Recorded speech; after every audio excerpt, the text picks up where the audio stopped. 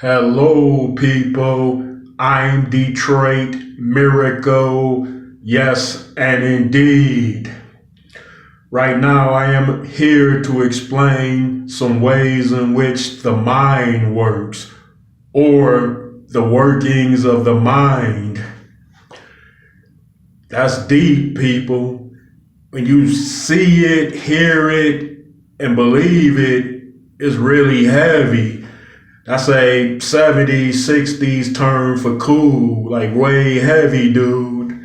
Well, anyway, the mind fights wars amongst your subconscious mind and conscious mind in regards to past experience, bad times, hardships, sorrows, loneliness, isolation, any type of negative feeling that can affect you in a wrong way or something that you would run away from in regards to a particular concept or an experience in which you have endured in life. Yeah, it is wars going on within the mind conscious state.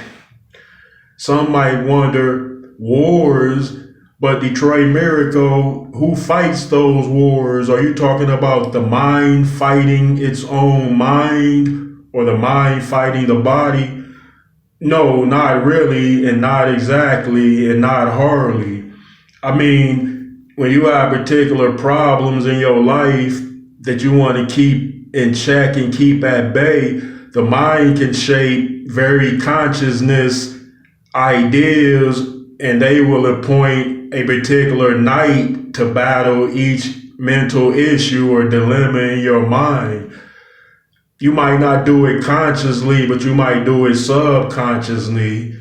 When it's something that you want to be rid of a certain particular frame of mind, then you will find ways to do that, and the mind will work for you to, in fact, do that and accomplish it.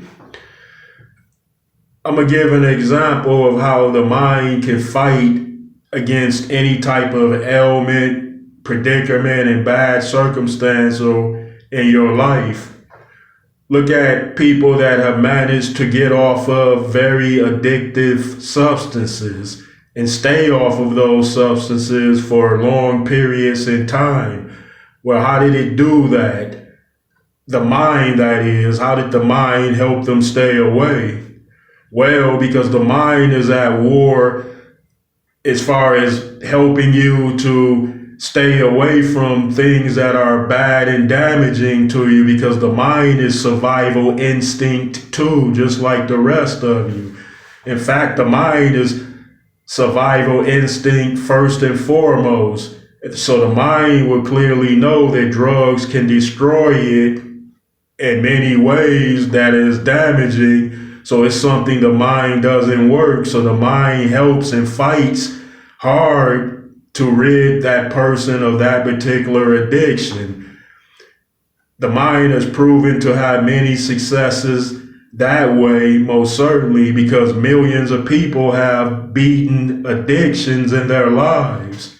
So that's an obvious, clear-cut fact of the matter, that the mind is at work and it fights for the entire spirit, soul, and bodily, because the mind, first and foremost, wants to protect itself because it knows exactly what's at stake.